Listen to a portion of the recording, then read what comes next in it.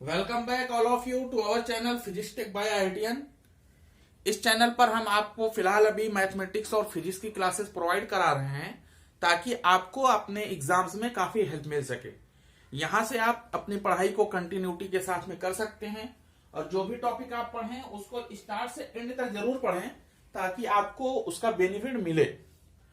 तो अभी फिलहाल मैं मैथ के सेशन में अभी जो हमारी क्लास चल रही थी उसको फिलहाल हमने लगभग एंड कर दिया, जो हमारा डिफरेंशिएशन चल रहा था। लेकिन उससे पहले हमें उसका एंड करने से पहले हमें डिफरेंशिएबिलिटी टॉपिक पढ़ लेना ज्यादा जरूरी है। इसीलिए आज हम डिफरेंशिएबिलिटी टॉपिक स्टार्ट कर रहे हैं और डिफरेंशिएबिलिटी कोई ज्यादा लंबा टॉपिक नहीं है, 4-5 लेक्चर में मोस्टली ये एंड हो जाएगा। तो इसीलिए अभी हम आज से हमारा जो टॉपिक स्टार्ट हो रहा है डिफरेंशिएबिलिटी।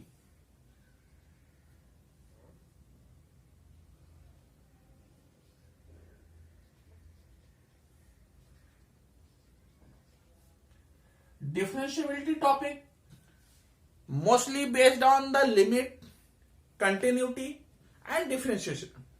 डिफरेंशिएशन का जो हमारा जो फर्स्ट प्रिंसिपल से जो डिफरेंशिएशन होता है वो डिफरेंशिएबिलिटी टॉपिक से ही जनरेट होकर के आया है।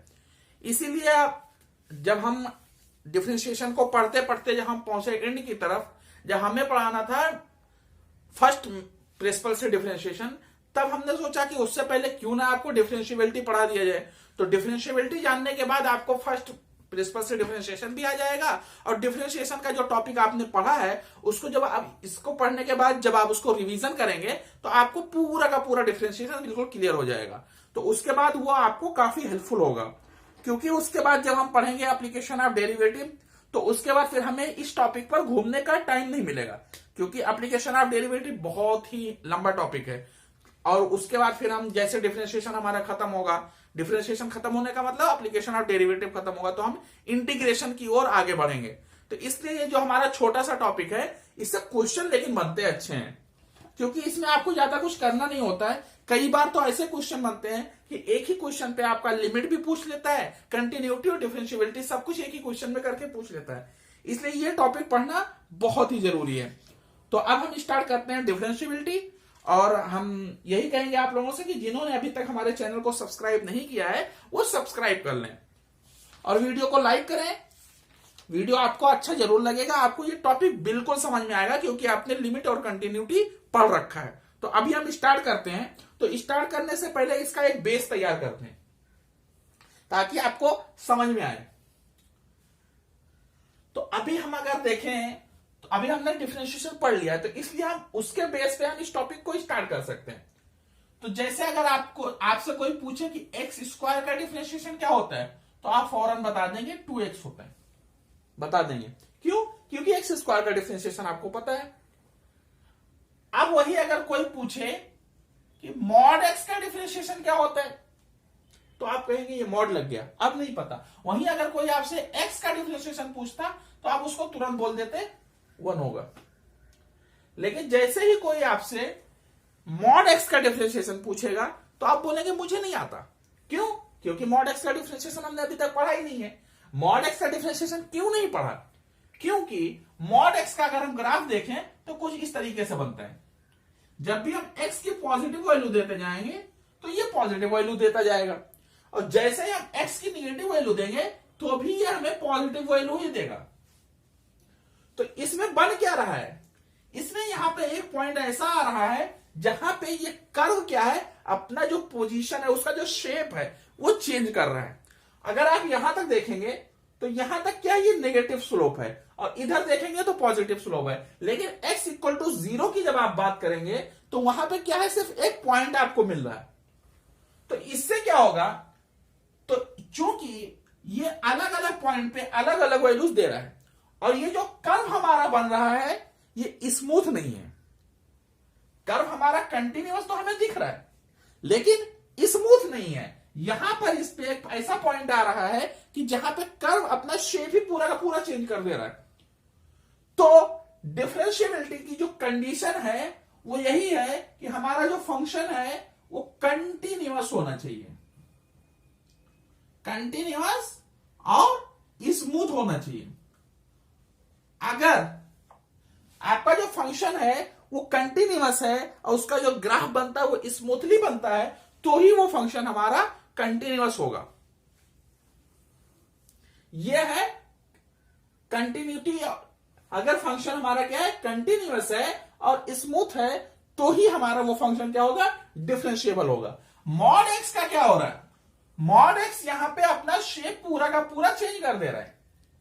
तो चूंकि यहां पे ये जो हमारा कर्व बन रहा है ये स्मूथ नहीं है, इसलिए इस पॉइंट पे हमारा जो मॉड एक्स है वो डिफरेंशिएबल नहीं है। वहीं अगर आप इस पॉइंट की बात करें, अगर बोला जाए कि डिफरेंशिएबिलिटी मॉड एक्स का चेक करो इस पॉइंट पे, x इक्वल टू ए ले लो, कोई पॉजिटिव वैल्यू ही है, तो अगर इस पॉइंट की आप बात करेंगे तो यहां पे डिफरेंशिएबल है। लेकिन जब पूरे के पूरे x की बात करेंगे तो वहां पे डिफरेंशिएबल नहीं है।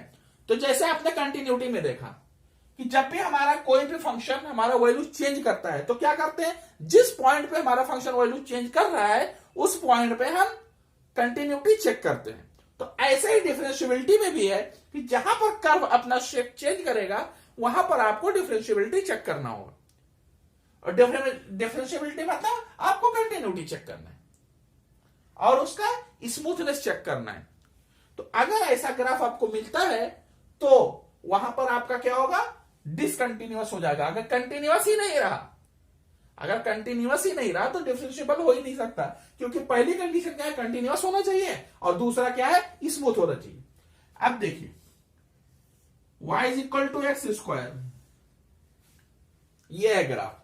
ये आप कभी भी देखेंगे पूरे स्मूथनेस के साथ आगे बढ़ रहा है, इसलिए इसका डिफरेंशिएशन आपको पता है। क्यों, क्योंकि ये डिफरेंशिएबल है। वहीं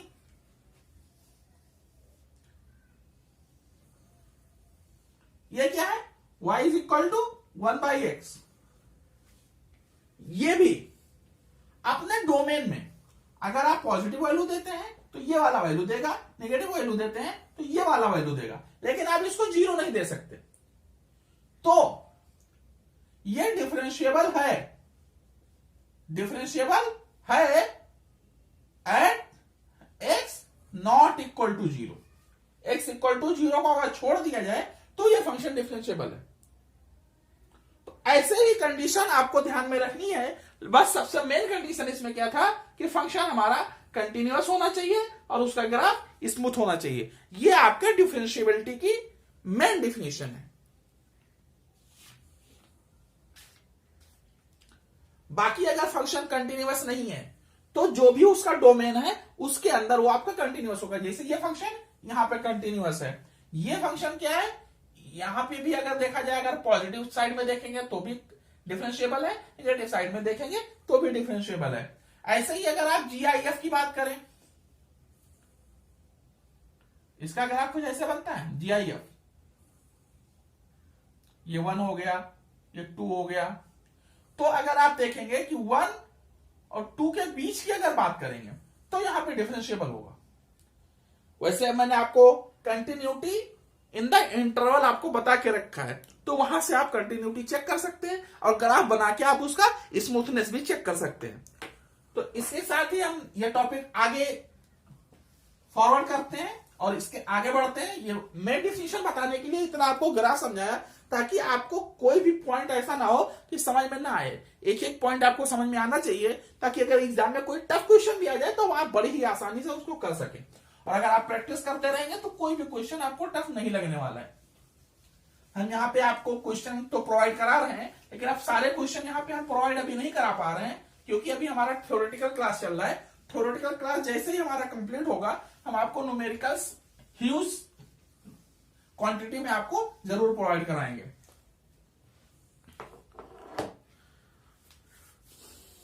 अब हम, क्योंकि हमने पढ़ लिया कि कंटिन्यूटी होनी चाहिए और स्मूथनेस होनी चाहिए, ये डिफरेंशिएबिलिटी का मेन जो हमारा पॉइंट है वही है, यही है उसकी डिफिनेशन। अगर हमारा फंक्शन क्या है, कंटिन्यूअस है और उसका जो ग्राफ बनता है वो स्मूथ तरीके से बनता है, तो क्या होगा, हमारा फंक्शन डिफरेंशिएबल होगा।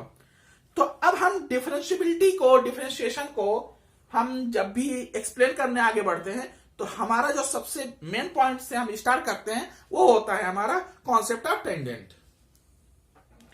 अब हम आपको कॉन्सेप्ट ऑफ टेंजेंट के थ्रू ही हम आपको समझाने की कोशिश करते हैं।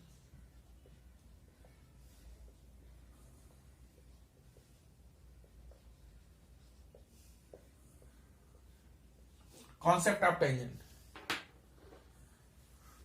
आपको अभी तक बताया गया कि आपको जब भी लिमिट कैलकुलेट करनी है तो अगर कोई पॉइंट दिया है तो उससे थोड़ा सा पहले कैलकुलेट करेंगे और थोड़ा सा बाद में करेंगे। अगर ये हमारा ए है तो ये हमारा ए माइनस होगा और ये ए प्लस होगा। बहुत ही माइनर सा डिफरेंस होता है, लेकिन अब मैं उसको ग्राफ पे प्लॉट करके दिखाने वाला हूं, इसलिए बिल्कुल पास में ना कर करके ये जो हमारा पॉइंट है इसको थोड़ा दूर दिखाऊंगा।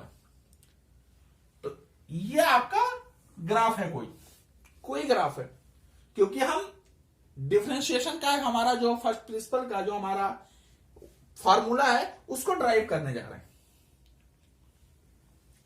ये आपकी एक्सेस होगी। यहां पर आपका कोई पॉइंट था ए, यहां पे हमें क्या करना है, हम किसकी बात कर रहे हैं, टेंजेंट की। तो यहां पर हम टेंजेंट बनाएंगे। तो टेंजेंट जो हमारी बनेगी वो कुछ ऐसे बनेगी।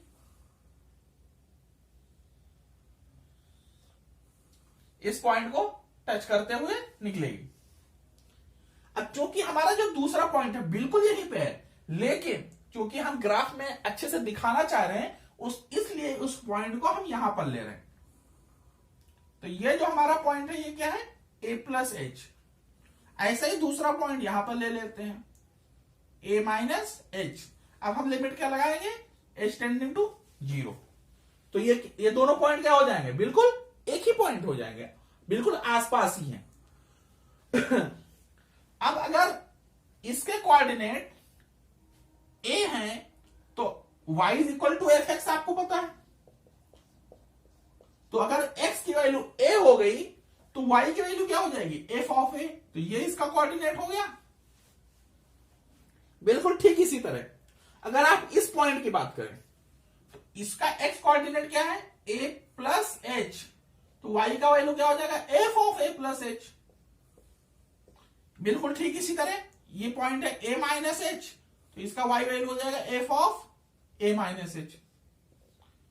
तो ये तीनों पॉइंट आपको बेसिक कोऑर्डिनेट ज्योमेट्री अगर आती है तो आपको समझ में आ गया होगा। और वैसे भी कुछ नहीं है, पॉइंट हमारा क्या होता है, x कॉमा वाई। x की वैल्यू a है और x की वैल्यू जो हमने इसमें रखा y equal to f x में, तो हमारा y जो मिला एफ ऑफ ए मिला। तो बिल्कुल ठीक उसी पैटर्न को फॉलो करते हुए हम आगे बढ़ते हैं। जो हमें पता है अगर हम उसी से स्टार्ट करेंगे तो हमें समझने में आगे आसानी होती है। अब देखिए, अब अगर आप स्लोप निकालते हैं, अब इन पॉइंट्स को अगर हम कुछ नाम दे दें, ये हमारा मान लीजिए P पॉइंट था,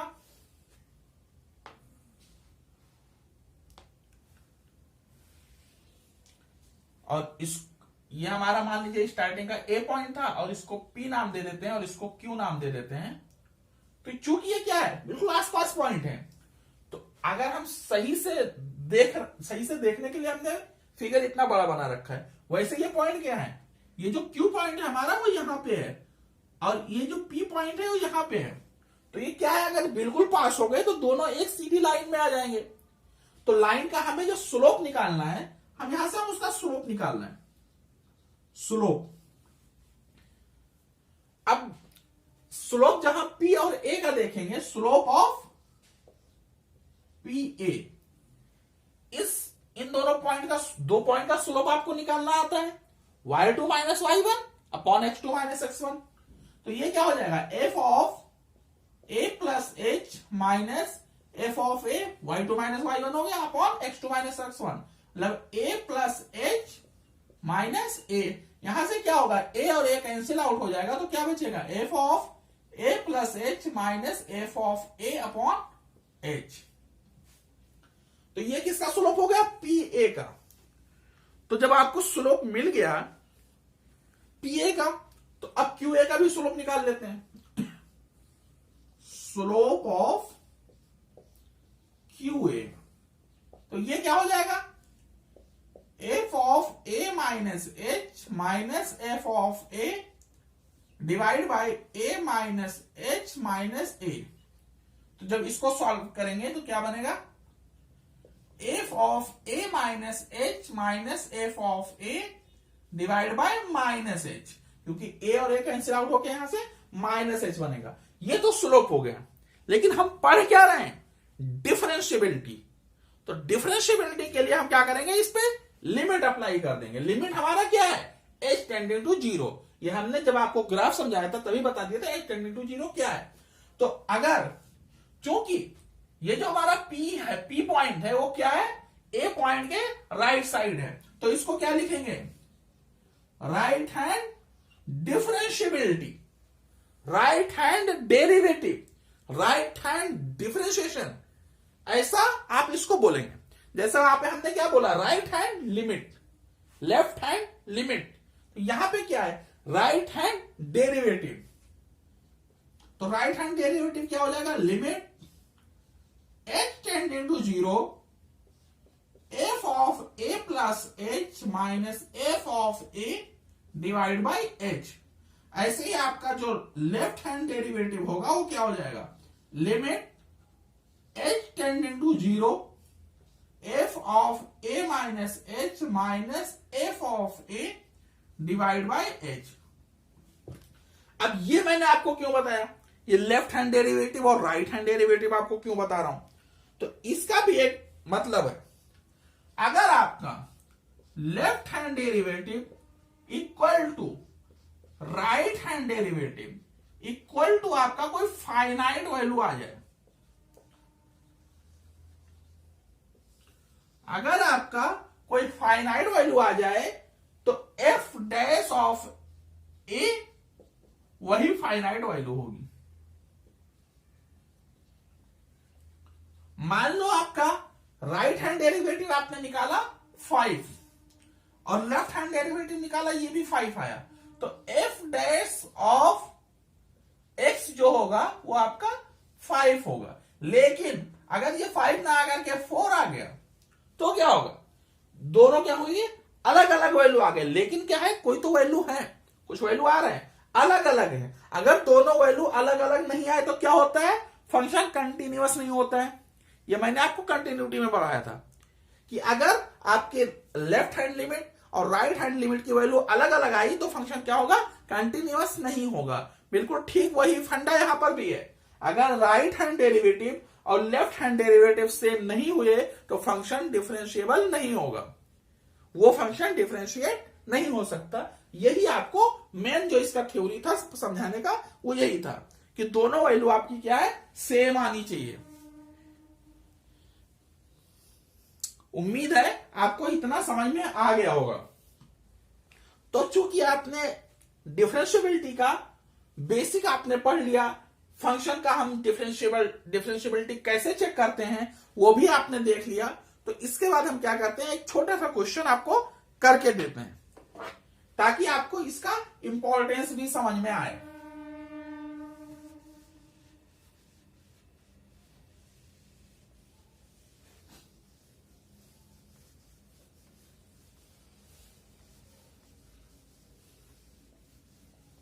ये फार्मूला भी लिखा रहने देते हैं ताकि वो आपको हो सकता है कहीं यूज हो।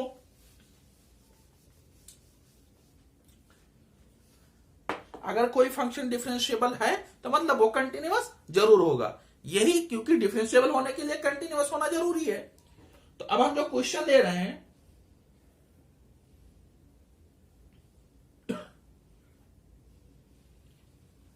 उसमें हमें एक फंक्शन दिया हुआ है f x equal to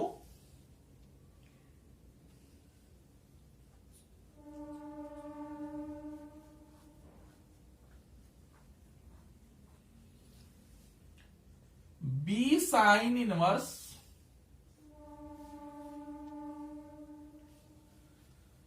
C plus x by 2 half और e to the power ax by 2 minus 1 divide by x। ये एफ एक्स जो हमारा है वो 3 पार्ट में डिफाइन है। वो 3 पार्ट क्या है? जब x की वैल्यू 0 से कम होगी और -½ से ज्यादा होगी तब हमारा x ऐसे डिफाइन होगा। जब x की वैल्यू 0 होगी तो यह फंक्शन हाफ हो जाएगा, इसकी वैल्यू हाफ हो जाएगी। और जब 0 से बड़ा होगा और हाफ से कम होगा तब f(x) की वैल्यू ये होगी। अब इसका क्वेश्चन है, इफ f(x) डिफरेंशिएबल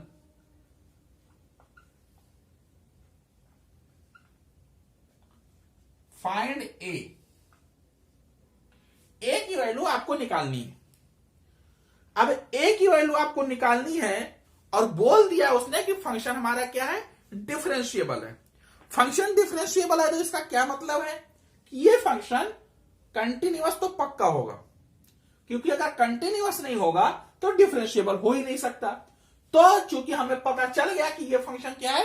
कंटिन्यूअस है, तो इसकी कंटिन्यूटी का हम यहां पे फंडा अप्लाई कर लेते हैं। कंटिन्यूटी का फंडा क्या है? Left hand limit equal to right hand limit equal to F of A यहां पे क्या है? 0। और ये वैल्यू हमें कितनी पता है? हाफ। एफ ऑफ 0 कितना है? हाफ। ये हमें पता है। तो हम क्या करें? या तो हम लेफ्ट हैंड लिमिट निकाल के हाफ से इक्वेट कर दें या राइट हैंड लिमिट निकाल के हाफ से इक्वेट कर दें। हमें निकालना क्या है? ए हमें यहां पे मिलना है 0 से बड़े वाले पे, मतलब राइट हैंड लिमिट पे। तो हम लिखेंगे right hand limit equal to half. और राइट हैंड लिमिट हमें निकालना आता है। राइट हैंड लिमिट हम कैसे निकालेंगे? Limit x tending to 0 e to the power ax/2 -1 divide by x। और इसकी वैल्यू कितनी आएगी? हाफ। अब यहां पे आप 0 पुट करें। 0 पुट करेंगे तो क्या बनेगा? 0 जैसे ही हमने यहां पर पुट किया तो क्या हो जाएगा? ये क्या हो जाएगा? 0। और ये 0 हो जाएगा तो फिर -1 और ये 0 हो जाएगा तो e टू द पावर 0 1 1 -1 0 और नीचे 0 रखेंगे तो क्या हो जाएगा? 0/0। तो 0/0 फॉर्मेट जब हमारा बन रहा है तो हम इसमें क्या कर सकते हैं? हम वहां पर एक फंडा अप्लाई करते हैं, एक स्टैंडर्ड लिमिट हमें पता है वो अप्लाई करते हैं। स्टैंडर्ड लिमिट हमें कौन सी अप्लाई करनी है? Limit x tending to 0 e to the power x -1/x क्या होता है? 1 होता है। तो इसको यहां पे अप्लाई करते हैं। e टू द पावर में जो लिखा है -1 डिवाइड बाई नीचे उतना ही होना चाहिए, लेकिन यहां पे क्या है? a/2x है। तो हम क्या करते हैं? a/2 से यहां पे मल्टीप्लाई करते हैं और a/2 से इसीलिए हमें ऊपर भी मल्टीप्लाई करना पड़ जाएगा। अब ये a/2 हमारा क्या है? कांस्टेंट है। अब हमारा जो ये अंदर का पार्ट है ये पूरा क्या हो जाएगा? 1। और इसकी वैल्यू किसके बराबर आ रही? हाफ के। तो a की वैल्यू किसके बराबर हो जाएगी? 1 के बराबर। बड़ा ही आसान क्वेश्चन था, लेकिन अगर आपको ये स्टैंडर्ड लिमिट आपको नहीं पता है तो ये क्वेश्चन आपके लिए उतना ही टफ है जितना सबके लिए आसान है। तो उम्मीद करते हैं आज का लेक्चर आपको समझ में आया होगा। अगर समझ में आया है तो वीडियो को लाइक करें, शेयर करें और जिन्होंने अभी तक हमारे चैनल को सब्सक्राइब नहीं किया है वो सब्सक्राइब करें और टॉपिक को अच्छे से पूरी कंटिन्यूटी के साथ में पढ़ें। और जो भी पॉइंट आपको समझ में ना आए वो आप हमें कमेंट सेक्शन में बताएं। हम उसके लिए उस टॉपिक पे आपको 1-2 क्वेश्चन और करके एलिबोरेट करके समझाने की कोशिश करेंगे और 2-4 क्वेश्चन आपको और देंगे। अगर कोई क्वेश्चन ही आपको समझ में नहीं आ रहा है तो वो क्वेश्चन भी आप हमें कमेंट बॉक्स में भेजें ताकि हम आपको उसका सोल्यूशन प्रोवाइड करा सकें। फिर मिलते हैं अगले लेक्चर में। Thank you.